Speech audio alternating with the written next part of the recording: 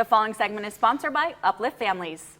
Parenting and child relationships are like a roller coaster, right? There's ups, there's downs, and some days you are totally thrown for a loop and you don't even know which way is up. We have Karla here. She's the director of the Multicultural Counseling Center.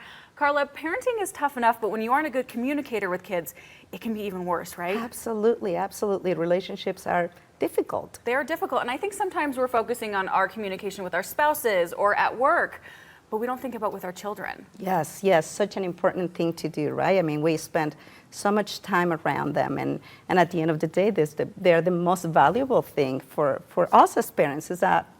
Would you agree? Right, totally. Absolutely. Our kids are most important. So you use therapy to help improve relationships within families. How do you do this? That is correct. So therapy, it's a great resource for any family, not just families that are experiencing crisis or some sort of an issue.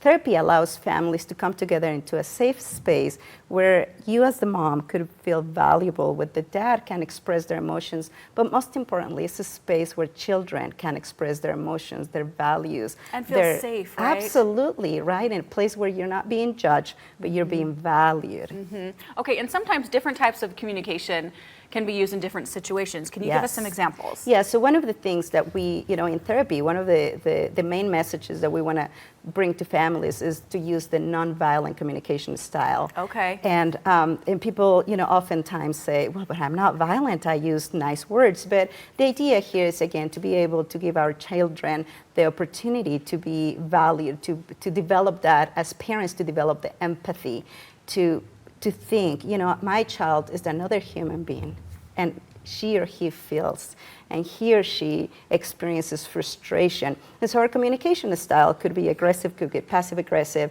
but also could be violent in a way that we are not giving our children the respect that any other human being that they deserve. Because I think Absolutely. I have a 2.5-year-old, and often I'm thinking, well, I need to treat her like a 2.5-year-old. But you're saying we need to kind of treat them on the same level. Absolutely. So a great example, right? You're 2.5, where all of a sudden... And she's tough. Yes, and she's lovely, and there are some times where she just she doesn't want to do what you want her to do. And so the message that we bring to families is, if you were 2.5, how do you think you would be feeling?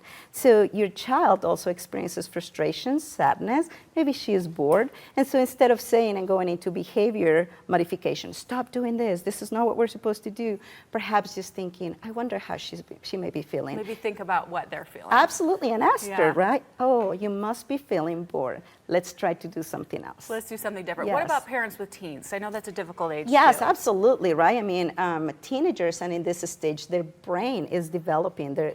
They are supposed to do what they're doing.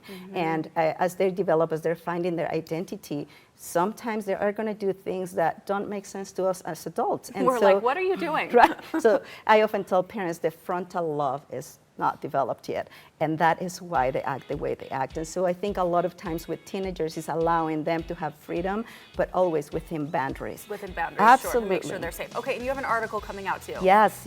So we invite families to look for resources, and we are putting out an article to help them out and to learn more about nonviolent communication at the upliftfamilies.org. We really invite families to look this website and to look for resources and for tools to maintain nonviolent, effective communication. Such a great source. Karla, thank you so much for joining us Thank today. you.